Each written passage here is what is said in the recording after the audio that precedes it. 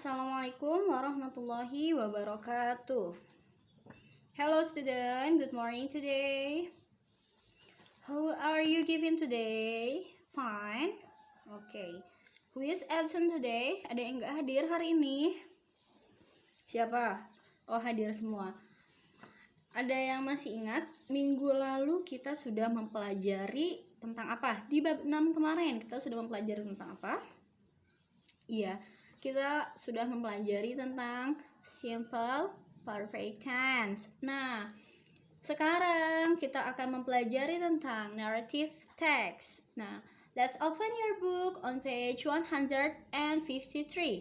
Dibuka bukunya halaman 153, bab 7. Ya, bab 7 153.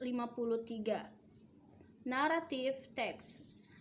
Di sini ada yang udah tahu apa itu pengertian dari narrative text? Ada yang bisa menjelaskan? Oke. Narrative text itu adalah teks dalam bahasa Inggris untuk menceritakan suatu cerita yang memiliki rangkaian peristiwa kronologis yang saling terhubung antar satu sama lain. Kalau misalkan di narrative text ini nih, biasanya di akhir cerita itu kalian bisa mendapatkan nilai moral atau pesan moral yang terdapat di dalamnya. Nah, ada yang bisa menyebutkan macam-macam atau bagian-bagian apa aja nih yang masuk ke dalam narrative text. Contohnya, adventure story itu masuk, kisah petualangan itu masuk ya. Kemudian apa lagi? Fables. Ya, fables juga masuk, menceritakan hewan-hewan yang seolah-olah berbicara seperti manusia. Apa contohnya yang terkenal di sini di Indonesia ini? Si Kancil, ya itu masuk ke dalam fables. Apa lagi? Fairy story. Contoh fairy story itu apa? Yang biasanya fairy ada keajaiban-keajaiban. Cinderella misalnya. Ya, Beauty and the Beast itu masuk juga. Aurora. Kemudian apa lagi? Misteri. Oke, bisa misteri. Legends atau legenda. Legends, ya bisa legenda. Jadi nih sebenarnya narrative text itu tuh fungsinya apa sih, atau misalnya tujuannya tuh buat apa gitu kan.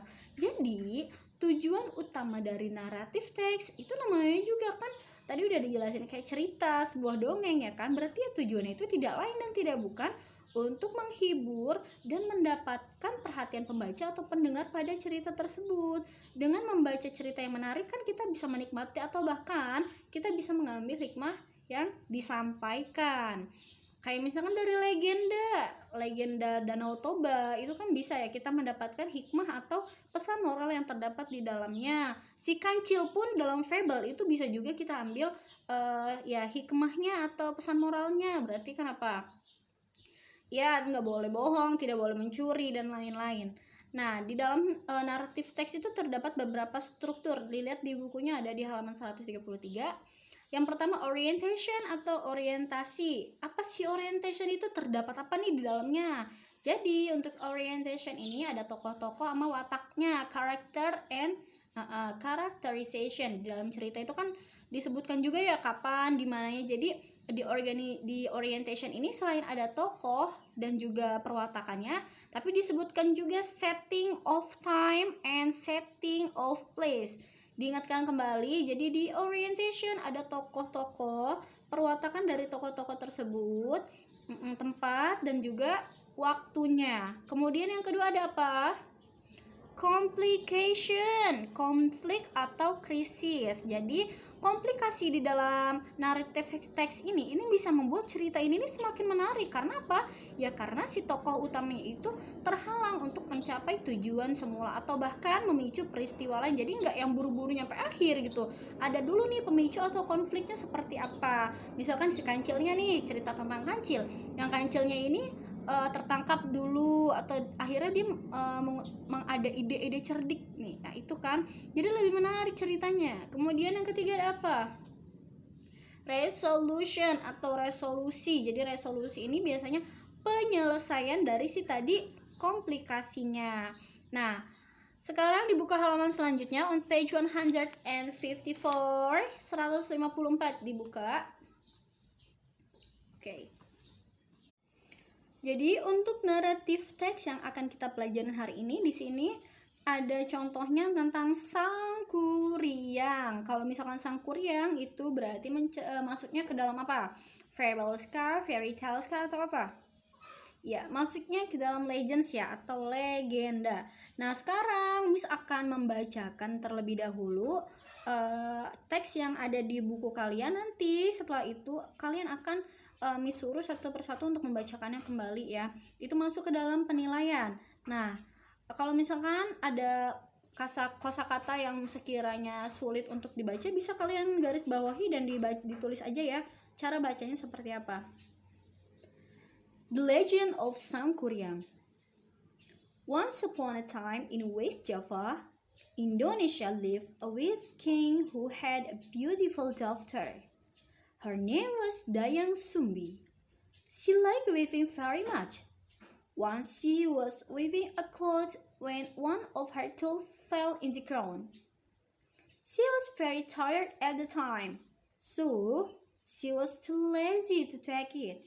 Then she just sobbed out loud.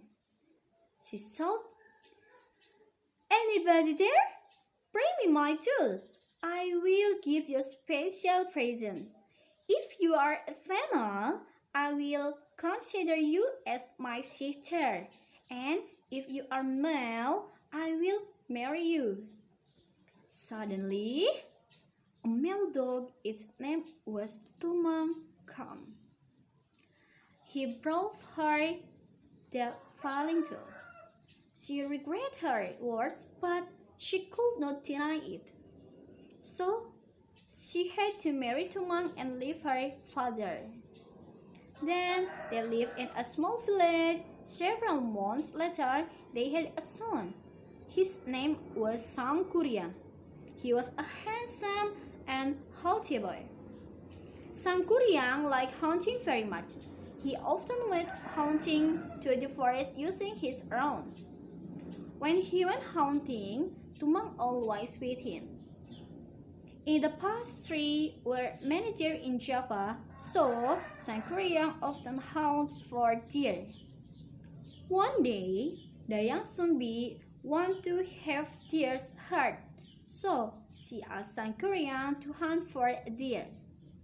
Then Sangkuriang went to the forest with his arrow and his faithful dog Tumang. But after several days in the wood, Sangkuriang couldn't find any deer. They were all disappeared. Sangkuriang was exhausted and desperate. He didn't want to disappoint her mother, so he killed Tumang. He didn't know that Tumang was his father. At home, he gave Tumang's heart to her mother. But Dayang Sumbi knew that it was Tumang's heart. She was so angry that she could not control her emotion. She hit Sangkuriang at his head. Sangkuriang was wounded. There was a scar in his head. She also replayed her son. Sangkuriang left her mother in sadness. Many years passed and Sangkuriang became a strong young man. He wandered everywhere. One day, he arrived at his own village, but he didn't realize it. There, he met Dayang Sumbi.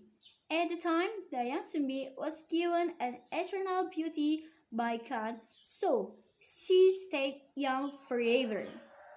Both of them didn't know each other, so they fell in love and they decided to marry. But then, Dayang Sumbi recounts at a scare of his Sangkuriang's head. She knew that Sangkuriang was his son. It was impossible for them to marry. She told Sangkuriang, but Sangkuriang didn't believe her. She wished that they marry soon. So Dayang Sumbi gave a very difficult condition. She wants Sangkuriang to build a lake and a boat in one night. She said she needed that for her honeymoon. Sangkuriang agreed. With the help of Johnny and Spirit, Sangkuriang tried to build them. By midnight, he had finished the lake by building a dam in Citarium River. Then she started building the boat. It was almost done when he nearly finished it. Meanwhile, the young zombie kept watch on them. She was very worried when she knew it. So she made lights in the east. Then the spirit thought that it was already done. It was time for them to leave. They left Sankuriang alone. Without her help, Sankuriang could finish the boat. Sankuriang was so very angry. He kicked off the boat. Then the boat turned out to be the Mount Tangkuban Perahu. It means boat upside from a distance. It looks like a boat upside down. Ya, udah pada hafal ya kalau cerita tentang Sangkuriang itu ada sangkut pautnya dengan apa? Dengan Tangkuban Perahu. Nah, dari cerita Sangkuriang tadi, kalau misalkan ada kosakata atau vocabulary yang tidak kalian ngerti, boleh ditanyakan.